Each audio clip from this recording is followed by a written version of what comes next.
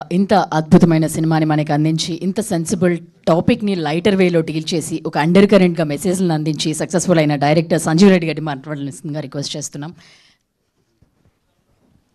Hi everyone. మా వేదికను అలంకరించిన ల్యాంకో శ్రీధర్ గారు, సీనియర్ జర్నలిస్ట్ ప్రభు గారు, నాగేంద్ర గారు అందరికీ థ్యాంక్ యూ అండి. అండ్ ఈ 14న మా 1.5 year కష్టం సంతాన ప్రాప్తి రూపంలో థియేటర్స్లో పురుడు పోసుకుంది.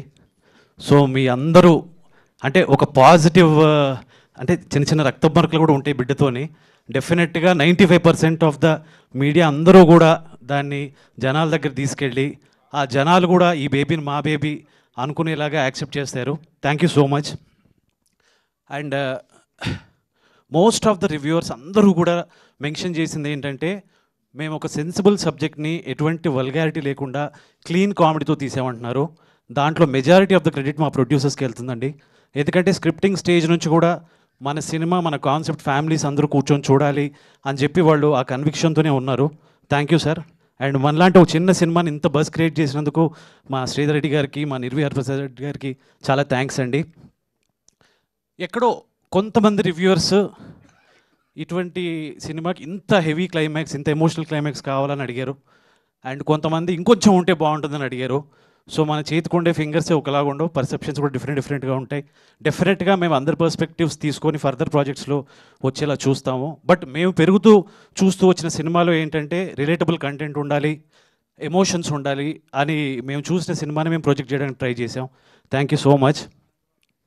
అండ్ కమింగ్ టు మా హీరోయిన్, మా హీరో గారు అంటే సెకండ్ సినిమాకి ఇటువంటి ఒక డేరింగ్ సబ్జెక్ట్ ఏ హీరో కూడా యాక్సెప్ట్ చేయడానికి ఇబ్బంది పడే డేరింగ్ సబ్జెక్ట్ తీసుకున్నారు. అలాగే ఒక డీగ్లామ్ పాత్రను కూడా ఆయన చేయడానికి వెనుకాడలేదు. అండ్ క్యారెక్టర్ కోసం అన్ని విధాలుగా కష్టపడి ప్రమోషన్స్ కూడా అన్ని విధాలుగా ఎక్కడ పడితే అక్కడికి వెళ్ళిపోయారు. సో థ్యాంక్ యూ బ్రో, మీరు డెఫినెట్గా you will reach heights.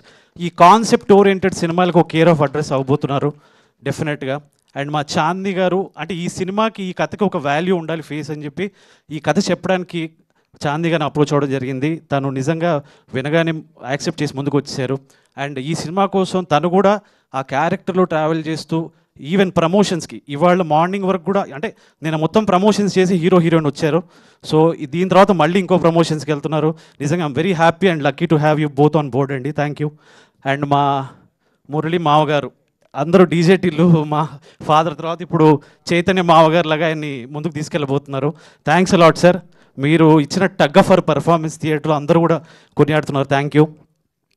And మా మిగతా కాస్ట్ మన తరుణ్ భాస్కర్ గారు అవ్వచ్చు, అభినవ్ గోమటం గారు అవ్వచ్చు, వెన్నెల్ కిషోర్ గారు అవ్వచ్చు, అందరూ రోలింగ్ టైటిల్స్ వచ్చిన అందరు ఆర్టిస్టులు కూడా ఈ సినిమాకి దోహదపడ్డారు.